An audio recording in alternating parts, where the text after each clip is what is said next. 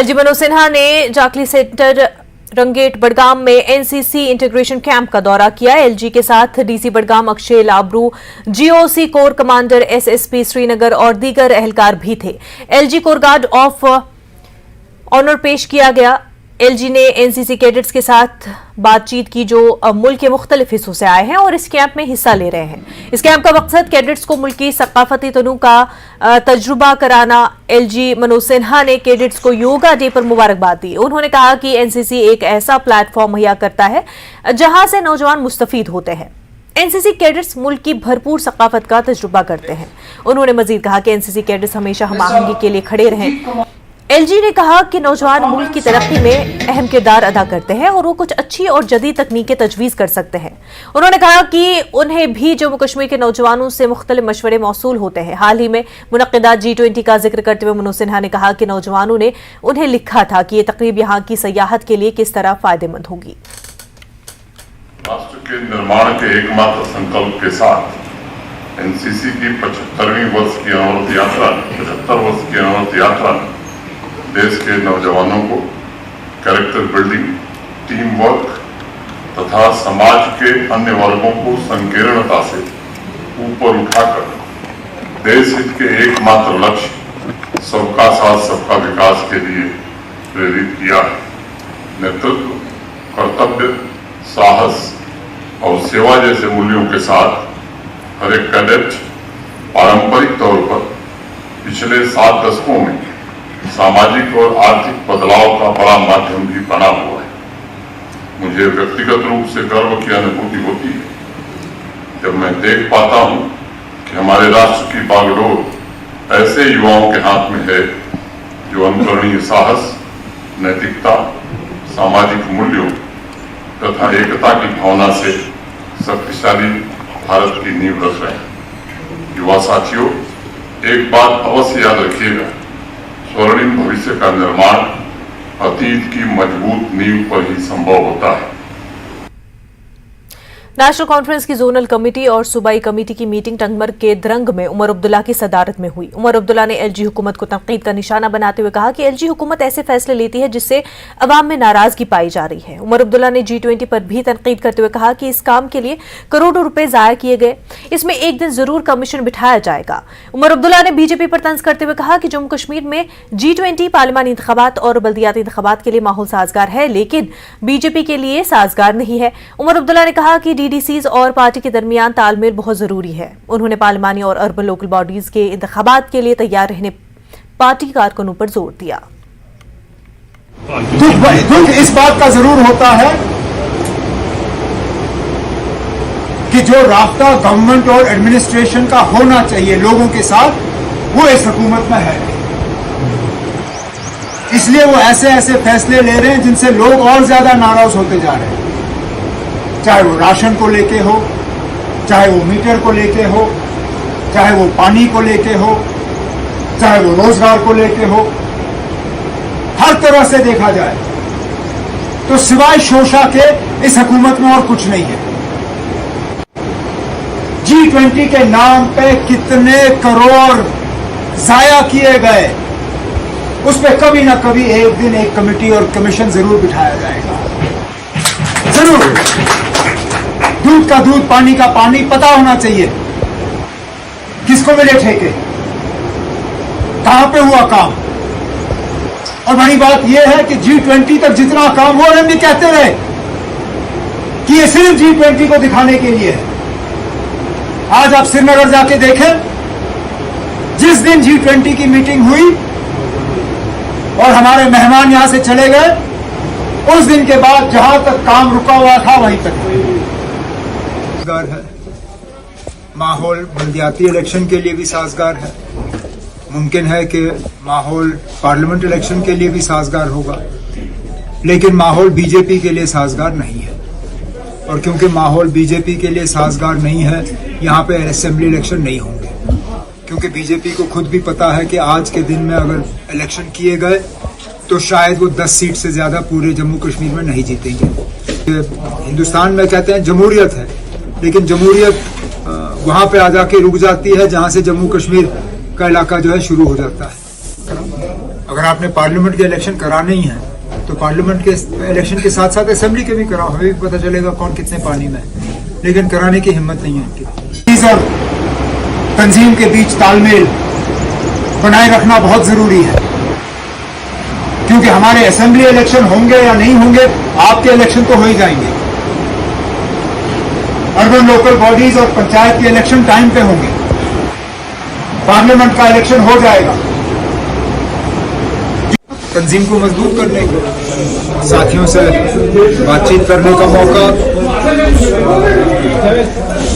उनसे सुनने का मौका, खासकर मौजूदा हालात को लेके, और कुछ अपनी बातें उनके सामने रखने का मुझे मौका मिला। मकसद तो यही, ये सिलसिला तो जारी रहता था। नेशनल कॉन्फ्रेंस के सीनियर लीडर और सूबाई सदर कश्मीर नासिर असलम वानी ने कहा कि अगर पूरे मुल्क में जमहूरी निज़ाम कायम है तो फिर जम्मू कश्मीर में एलजी राज क्यों है। नासिर असलम वानी ने एक सवालिया अंदाज में कहा कि अगर एलजी राज को बीजेपी सही मानती है तो फिर पूरे मुल्क में एलजी राज को कायम किया जाए। नासिर असलम वानी ने कहा कि बीजेपी अवामी अदालत में जाने से घबराती है, इसलिए जम्मू कश्मीर में इलेक्शन नहीं कराया जा रहा है। कश्मीर में नहीं हो रहा है। कई लोग कह रहे हैं कि अफसरशाही का दौर चल रहा है।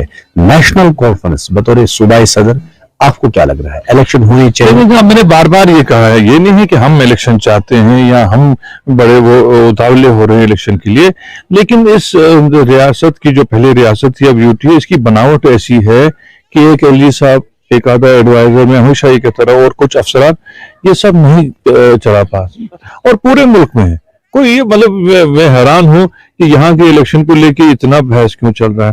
अगर इलेक्शन का निजाम सही नहीं है तो पूरे मुल्क में क्यों इलेक्शन हो रहे हैं? फिर इतनी लड़ाई करके अभी कर्नाटक में इलेक्शन क्यों हुए, अभी 3 रियासतों के इलेक्शन क्यों हो रहे हैं, उसके बाद पार्लियामेंट के भी इलेक्शन क्यों करने? सब जगह फिर यही निजाम चले, गवर्नर स्टेट्स को चलाए, राष्ट्रपति पूरे मुल्क को चलाए।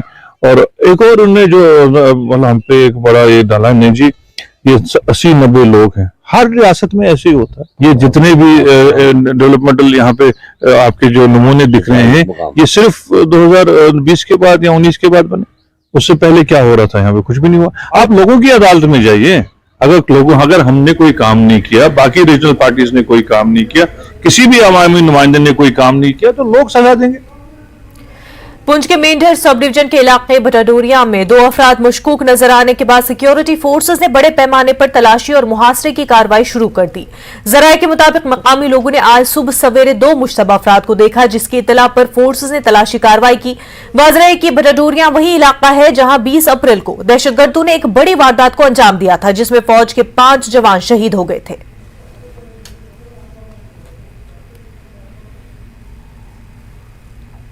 रिलीफ कमिश्नर माइग्रेंट्स डिपार्टमेंट की तरफ से जम्मू के मुख्तलिफ कैंप और नाम कैंप इलाकों में खुसूसी कैंपों का इनेकाद किया गया।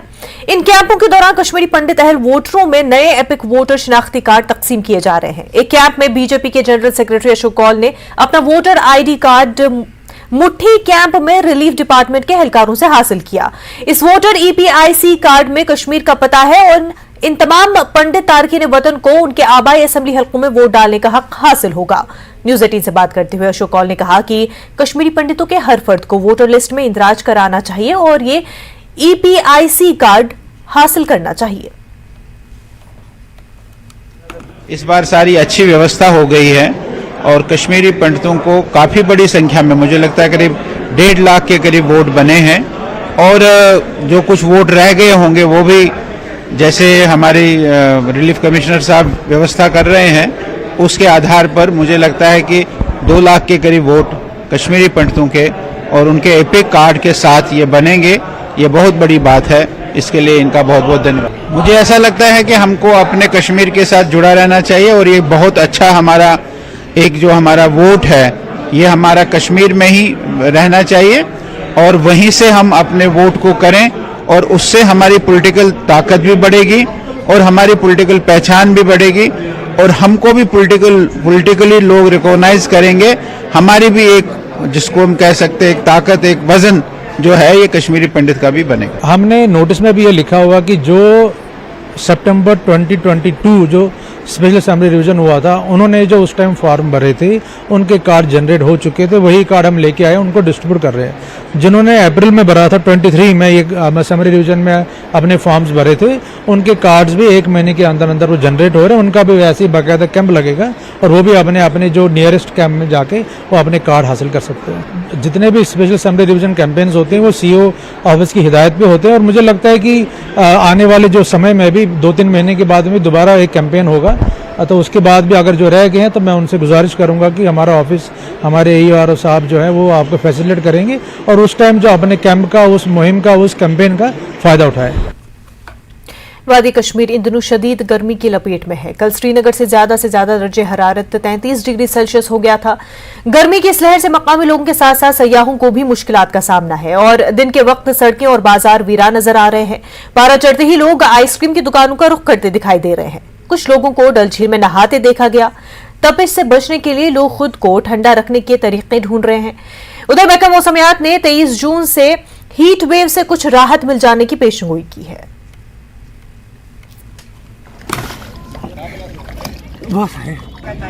जी बिल्कुल, काफी दिनों से वेदर ड्राई है और ऐसे में मिड जून के आसपास हम चल रहे हैं, तो वेदर जो है अभी फिलहाल 23 तक ड्राई रहने के चांसेस हैं, लेकिन कुछ एक जगहों पे जो थंडर शावर होते हैं उसको रूल आउट नहीं कर सकते हैं। बाकी जो टेम्परेचर है वो कल यहाँ पे 33.3 के आसपास था, बाकी जगहों पे भी ऑलमोस्ट 30 से ऊपर थे एक्सेप्ट हिल स्टेशन, और जम्मू डिवीजन में भी लगभग 38 के आसपास था। तो अभी जो गर्मी है वो बरकरार रहेगा लगभग 23 जून तक। 24 से जो है मौसम अमूमन क्लाउडी होने के चांसेस है और उसी बीच बारिशों के चांसेस पे intermediate light to moderate rain और थंडर शावर कुछ एक जगहों पे खासकर जम्मू रीजन के अंदर इंटेंस शावर के भी चांसेस हैं, खासकर 25, 26, 27, 28 इसी दौरान। तो जो गर्मी है इसका जो थोड़ा सा लोगों को राहत मिलेगा।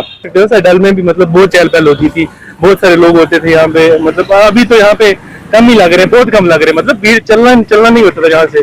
अभी आप देख ही रहे हो खुद भी।